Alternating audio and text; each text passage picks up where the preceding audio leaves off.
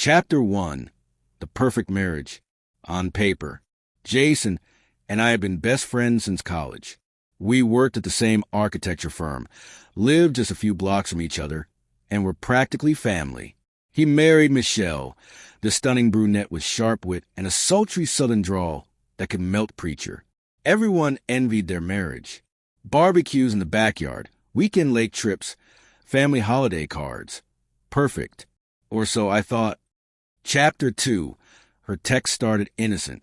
It started with a message. Michelle, hey? Jason left his wallet in your truck, again grinning face with sweat.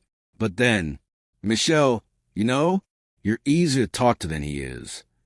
Michelle, sometimes I feel like you see me more than he ever does.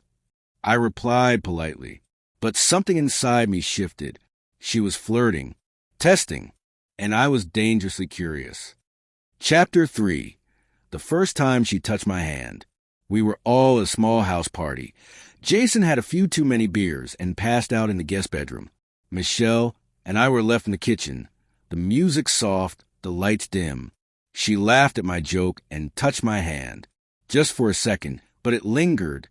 You ever think some people just marry the wrong best friend? She didn't wait for an answer. She just held my stare. I should have left. I didn't. Chapter 4. The night it happened. Jason was out of town at a conference in Dallas. Michelle texted me around 10 p.m. Michelle, storm's bad tonight. Power flickered. You mind stopping by to check on things? I drove over. She opened the door in an oversized t-shirt, bare legs, no bra. Rain dripped from my jacket as I stepped inside. The lights were dim. Candles were lit. It didn't feel like an emergency. She handed me a drink. You don't have to fix anything, she said. I just didn't want to be alone tonight. I stared at her. Michelle, this isn't right. She stepped closer. But it feels like it is, doesn't it? Chapter 5. I couldn't stop. We kissed. Then again. And again. We stumbled back into the living room. The couch, the floor, her body under mine, wrapped in nothing but candlelight and the sound of rain against the windows. I'd never touched a woman like that before. Not because she was the most beautiful, though she was, but because every second felt like a line being crossed in slow motion, and I didn't care. It wasn't just lust. It was connection. It was danger. It was something neither of us could deny. Chapter 6. Guilt in the morning. I left before sunrise. She texted later that day. I don't regret it. I just regret that it wasn't sooner. I didn't reply. Jason called me that afternoon. Told me how great the Dallas trip went. Said he bought Michelle something special. I stared at my phone for an hour before answering. Chapter 7. The Spiral.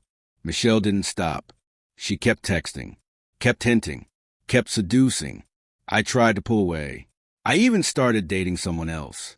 But every time I saw her, at Jason's cookouts, at group dinners, even at church, there was that electricity, that look, and eventually that touch. We had a full affair, a year of secrets, hotel rooms, whispered lies, until she dropped a bomb.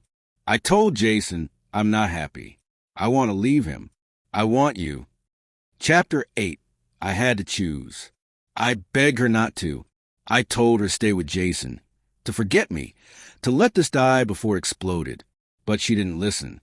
One night, Jason showed up at my apartment. His eyes were bloodshot, his fists clenched. She told me, everything. You? Of all people. He didn't punch me. He didn't cry. He just walked away. Chapter 9. Alone with the truth.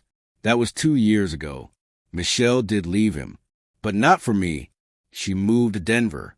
Jason never spoke to me again. I still drive by their old house, sometimes. I still wonder what would have happened if I'd said no that first night. But the truth? I'd say yes again. Because some fires are meant to burn you.